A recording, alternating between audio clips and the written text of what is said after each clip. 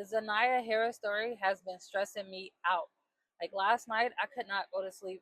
I've been watching these stories and videos about this case, and when I say it touches home, like I literally made a post on TikTok like last month, December, about my childhood, and basically I'm like the older version of Zanaya, but the one that survived. A lot of us girls and boys, we go through these things. Like, I'm so emotional right now, like I can't even get my thought process together. Like, mothers, as mothers and fathers, like we really have to do better. We have to do better, because there's no way that children should be going through this. I i was Zanaya. I was 11 years old when I lost my virginity. My mom used to leave us all types of places and leave us with her adopted mom, and her adopted siblings used to touch on us.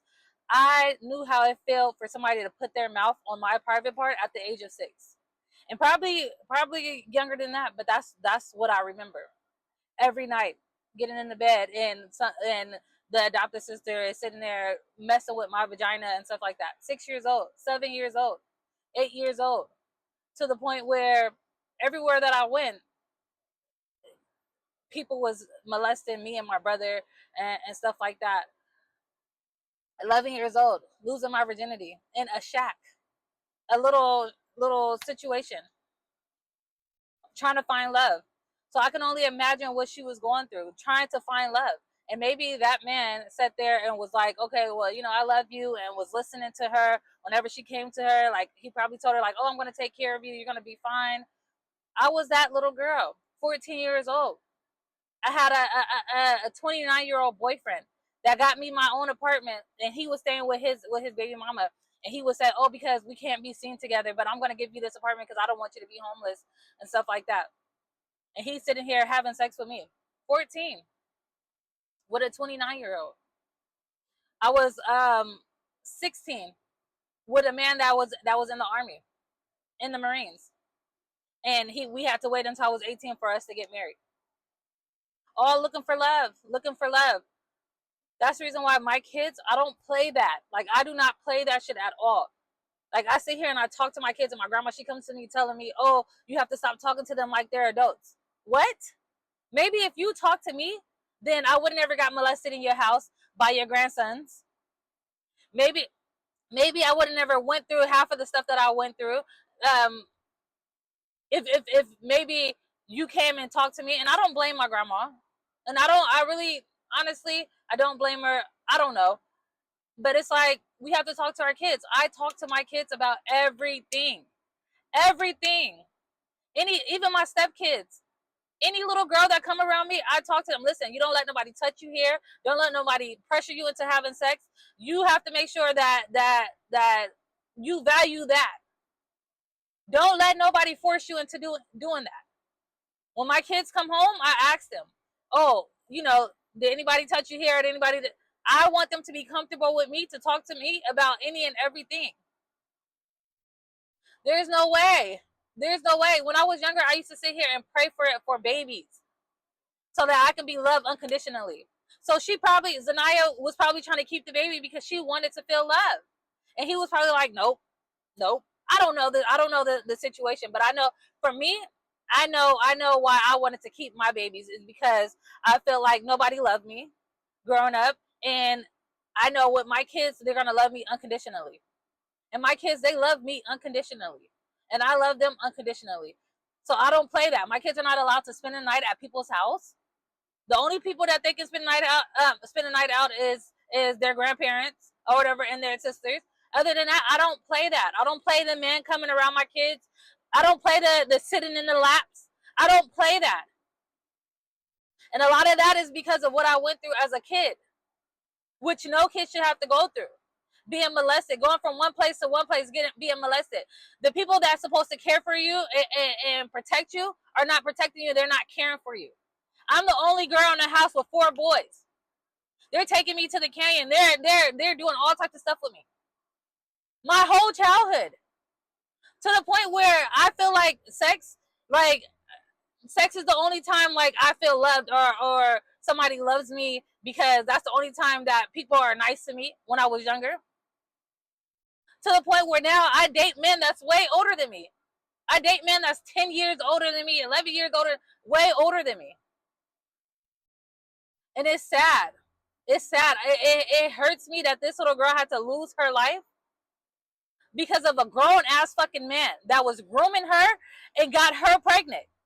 You did that to her. And so you kill her because of what you did to her?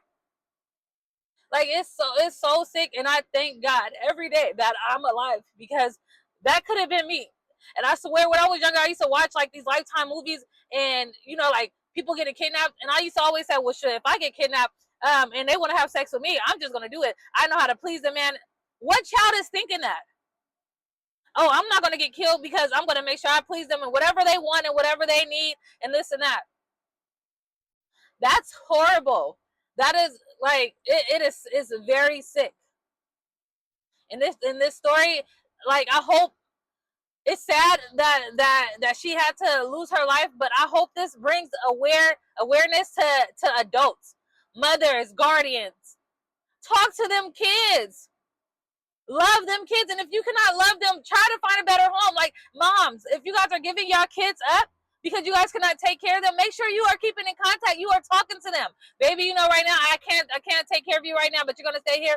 But listen, I want you to come to me and talk to me about anything that's going on. If anybody's touching you, anybody's mistreating you, you come to me and you talk to me, and we're gonna figure it out together. That's how it's supposed to go. I know it's hard being a mom. I know a single mom. I know it's hard being a single parent. It's hard because I have my struggles. But we have to do better when it comes to our kids, because there's no way that this baby done lost her life over sex. Listen, I don't even, when I say I'm so emotional about this whole situation, my kids, I have 3 daughters, 12, 10, and 7. I cannot imagine my fucking 12-year-old fucking. My kids still play with Barbie dolls. At that age, I wasn't doing that. I was running the streets. I was fucking. I was trying to figure out where I'm going to live, where I'm going to sleep, where I'm going to get my next meal. So I dated older men so they could take care of me. I can't imagine that with my kids. My babies, they're so pure. They're so. My kids love to be up in the house. Everybody, oh, they need to be outside. They need to run around. They need to do this. No, my kids like to be underneath me in the house, playing their games, listening to their music, being kids.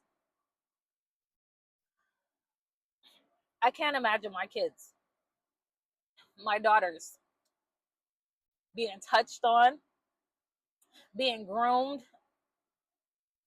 fucking. My kids are real kids, playing with Barbie dolls, playing dress up, and all this other stuff in their comfort, in the comfort of their own house. We have to do better as parents. Even me. There's still shit that I still have to work on. And I'm working on it. But these kids deserve better. That baby should never have lost her life. And I hope that man rots in fucking hell. I hope he is tortured every time he fucking walks out that cell, in the cell. And somebody do him like they did, like he did Zanaya. It's sick. The auntie failed her. She seen the text messages between them.